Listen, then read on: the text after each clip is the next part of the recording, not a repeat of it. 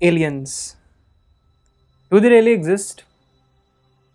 शायद हमारे पास इसका कोई प्रूफ ही नहीं है, या फिर प्रूफ है।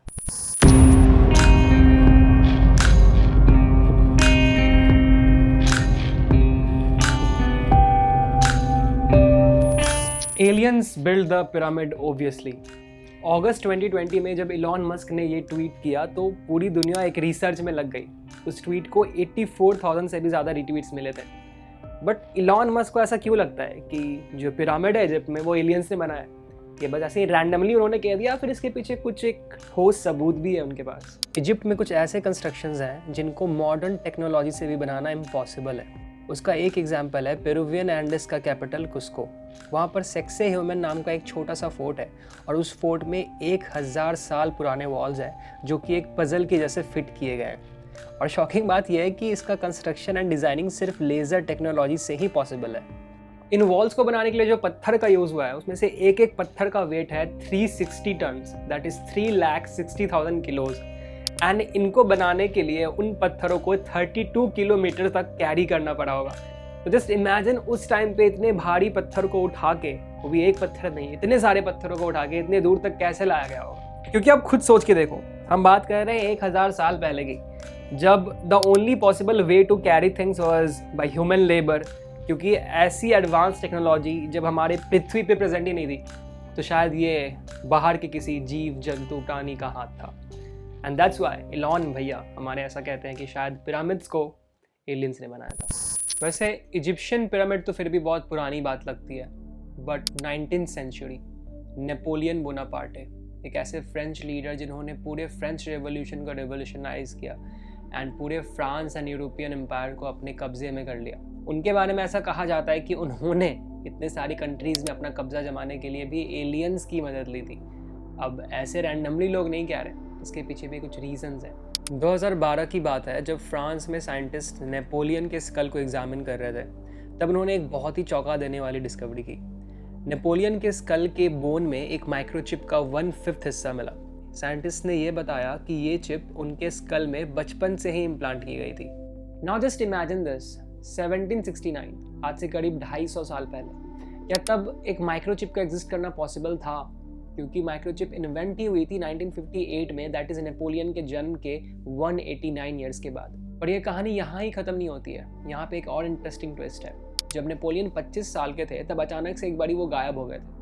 जब वो वापस आए एंड लोगों ने उनसे पूछा कि वो कहाँ गए थे, तो उन्होंने बताया कि उन्हें कुछ स्ट्रेंज लोगों ने किडनैप कर लिया था, उन्हें कैद करके रख लिया था।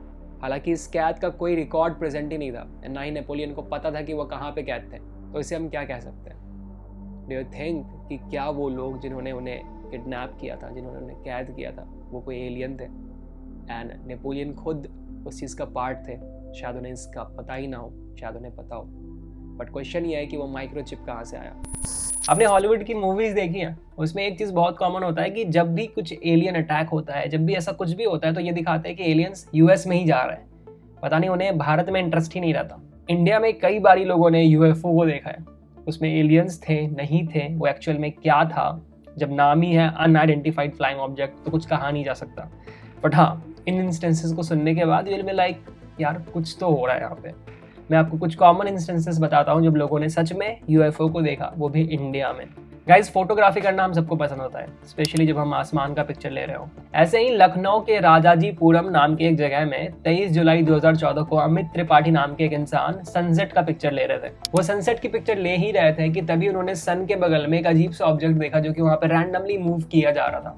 अमित वाज क्वाइट सरप्राइज्ड कि वो क्या है, बिकॉज ऐसा उन्होंने पहले कभी देखा ही नहीं था। उन्होंने उनकी मल्टीपल पिक्चर्स क्लिक की एंड वो ऑब्जेक्ट करीब 40 सेकंड के बाद वहाँ से गायब हो गया। एस्ट्रोनॉमर्स इसका प्रूफ आज तक नहीं ढूंढ पाए कि वो ऑब्जेक्ट एक्चुअली में क्या था। एंड ऑब्वियसली लोगों ने फिर ये मानना शुरू कर दिया कि शायद उसमें एलियंस थे।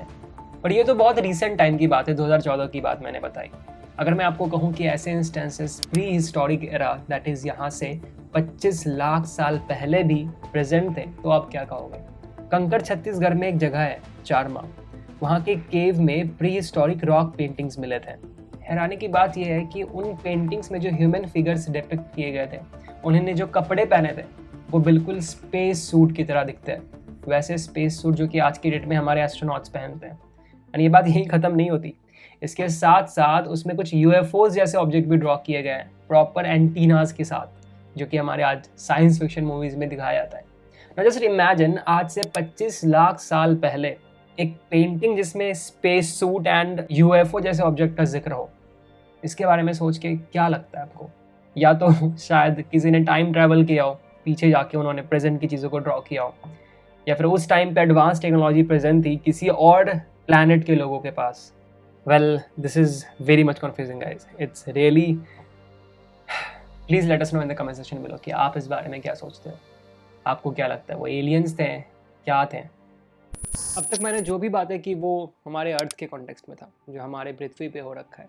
पर पृथ्वी के बाहर क्या हमें वहाँ भी कुछ ऐसे इंस्टेंसेस मिले हैं जो कि ये प्रूव करते हैं कि एलियंस एग्जिस्ट करते हैं? वेल, इसका एक बहुत ही कॉमन एग्जाम्पल है the presence of methane on the surface of Mars. Scientist के एक ग्रुप को, 3 रिसर्चर्स के एक ग्रुप को बहुत सारा मीथेन मिला है। मीथेन गैस की अगर हम बात करें तो वो अर्थ में भी बहुत ज़्यादा अमाउंट में प्रेजेंट होता है, बट यहाँ पे 2 तरीके से बनते हैं वो। कुछ जियोलॉजिकल प्रोसेस होता है जिसमें कि कुछ रॉक्स ऐसे होते हैं जो कि डिकम्पोज करके मीथेन रिलीज़ करते हैं, या फिर कुछ माइक्रो ऑर्गेनिजम्स ऐसे होते हैं जनरली जो कि बिना ऑक्सीजन के प्रेजेंस में रहते हैं, एंड वो ऑर्गेनिक मैटर को डिकम्पोज करके मीथेन रिलीज़ करते हैं। नाउ साइंटिस्ट ने मार्स के सरफेस पे मीथेन बहुत ज़्यादा अमाउंट में डिटेक्ट तो कर लिया है, बट अब तक वो ये श्योर नहीं है कि वो वहाँ पे आया कैसे। और अगर ये प्रूव हो जाता है कि वो मीथेन वहाँ पे किसी माइक्रोब के कारण है तो इट्स अ बिग डील, क्योंकि अगर हम अर्थ की भी बात करें तो यहाँ पे भी हमारी ज़िंदगी की शुरुआत किसी साइनोबैक्टीरिया के फॉर्म में हुई थी, एंड वहाँ से इवॉल्व हो के आज हम इंसान बने।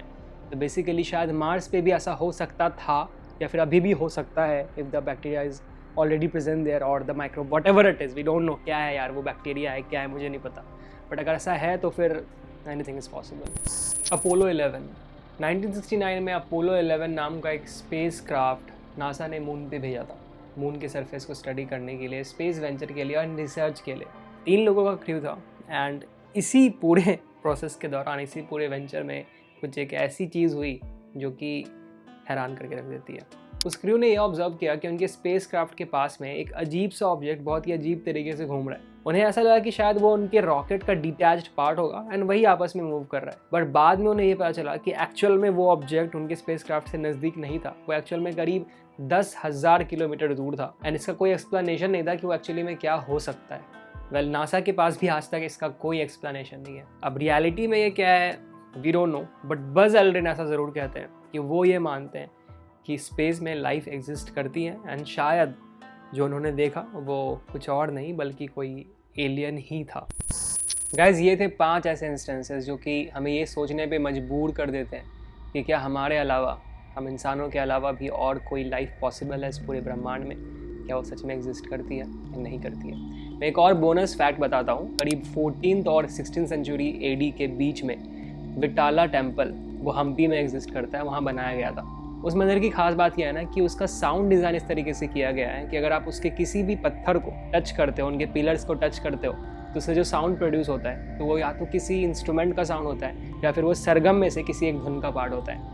ऐसा कहा जाता है कि उसको ऐसा इसलिए डिज़ाइन किया गया ताकि भगवान वहाँ पे प्रसन्न रह सके। Well guys, this is the end of the video. I hope you enjoyed the video. In case you did, then give it a big fat thumbs up. Subscribe to the channel. Let us know in the comment section below कि इसमें से कौन सी theory, कौन सी बात आपको बहुत ज़्यादा ऐसे सरप्राइजिंग लगती है, एंड आपको क्या लगता है, क्या एलियंस एग्जिस्ट करते हैं, आप इनके बारे में क्या सोचते हो। So we'll be back again with more such interesting episodes. Let us know about what you want to watch on this channel. This is Eclipse Nova signing off. This is Big Brain Co. Make your brain bigger.